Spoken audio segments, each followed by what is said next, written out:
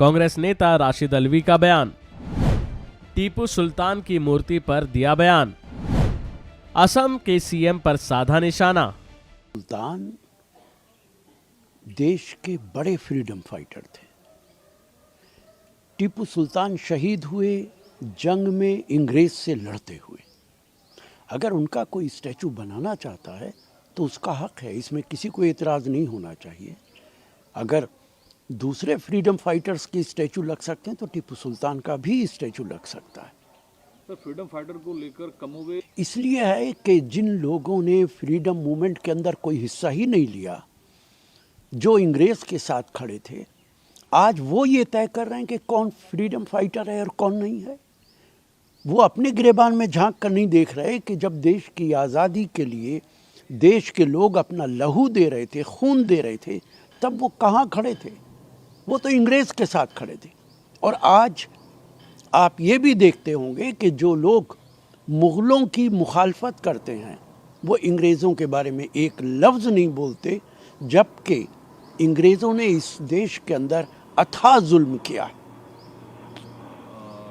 मैं समर्थन करता हूं और मैं कहता हूं कि अगर कोई भी टीपू सुल्तान का स्टैचू लगाना चाहता है तो उसका हक है, वो लगा सकता है। इस पे किसी को कोई एतराज़ नहीं होना चाहिए। देखिए, टीपू सुल्तान फ्रीडम फाइटर थे, जंग के मैदान में लड़ते हुए शहीद हुए हैं।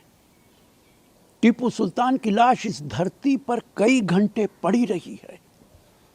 अगर उनका स्टैचू कोई बना रहा है साउथ के अंदर तो वो ठीक काम कर रहा है। इस देश के लोगों को, फ्रीडम फाइटर्स को याद रखना चाहिए और टीपू सुल्तान की एक बड़ी स्टैचू दिल्ली में भी बननी चाहिए ताकि नॉर्थ के लोग भी इतिहास को याद रखें और टीपू सुल्तान ने जो कुछ देश के लिए किया है उसको याद रखा जाए। आप उनके अभियान का समर्थन भी कर रहे हैं और दिल्ली में बनाने की मांग भी कर रहे हैं। बिल्कुल बननी चाहिए टीपू सुल्तान की। और वो लोग जो मुखालफत कर रहे हैं वो तो उस वक्त अंग्रेज़ के साथ खड़े थे।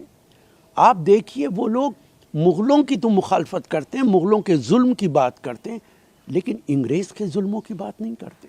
क्यों? क्योंकि उस वक्त खुद अंग्रेज़ के साथ खड़े थे। इसलिए आपने किसी भी नेता को नहीं देखा होगा कि वो बंगाल में हुए जुल्म जो अंग्रेज़ ने किए थे, लाखों लोग मार दिए थे, उसकी चर्चा नहीं करते। जलियांवाला बाग की चर्चा नहीं करते। सैकड़ों फ्रीडम फाइटर्स को जेलों के अंदर डाल दिया, उसकी चर्चा नहीं करते। क्यों नहीं करते? क्योंकि वो अंग्रेज़ों के साथ खड़े थे। सर, आप कह रहे हैं कि सुल्तान, देखिए, मैं फिर कहूँगा कि जो लोग अंग्रेज़ के साथ खड़े थे वो जवाहरलाल नेहरू की भी मुखालफत करते हैं, वो टीपू सुल्तान की भी मुखालफत करते हैं। अमित शाह जी ने तो गांधी जी तक के बारे में कह दिया एक चतुर बनिया था। मुझे शर्म आती है इस तरीके की बातें सुनते हुए कि नेता इस तरीके की बात कर सकते हैं। और वो इसीलिए करते हैं कि उनके पूर्वज अंग्रेज़ों के साथ खड़े थे, इसलिए उन्हें कोई तकलीफ़ नहीं होती है अगर इस तरीके की बात की जाए तो। इसके बाद कांग्रेस नेता ने अपने बयान में असम के सीएम हेमंत बिस्वा पर भी निशाना साधा और साथ ही बीजेपी पर भी हमला बोला।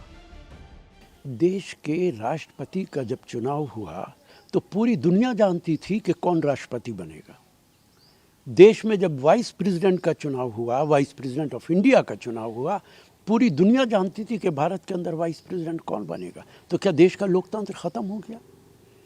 एक ऐसा आदमी मुख्यमंत्री बन गया है जिसके पास न समझ है न सोच है। क्या भारतीय जनता पार्टी के अंदर ऐसी भी डेमोक्रेसी है जैसी डेमोक्रेसी वो कांग्रेस में समझते हैं? क्या बीजेपी के अंदर इस तरीके से वहाँ के अध्यक्ष का चुनाव होता है? अपने गिरेबान में झांक के देखना चाहिए। अभी के लिए फिलहाल इतना ही। खबरों में बने रहने के लिए देखते रहिए वन इंडिया हिंदी।